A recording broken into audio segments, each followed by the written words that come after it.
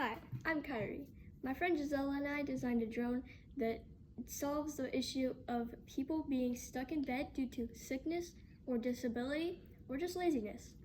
The WHO reports that 1 to 4% of people are sick for a week or more.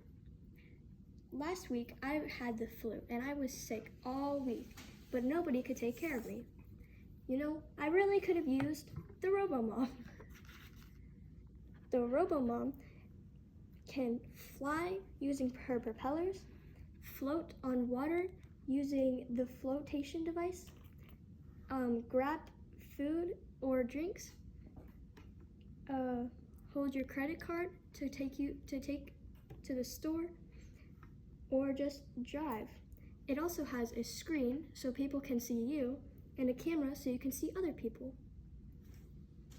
There's also a remote control.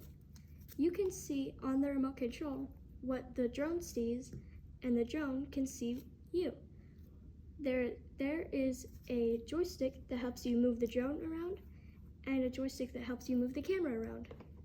There's also buttons to help you move each different separate side of the cloth. It also has a specific button for each function.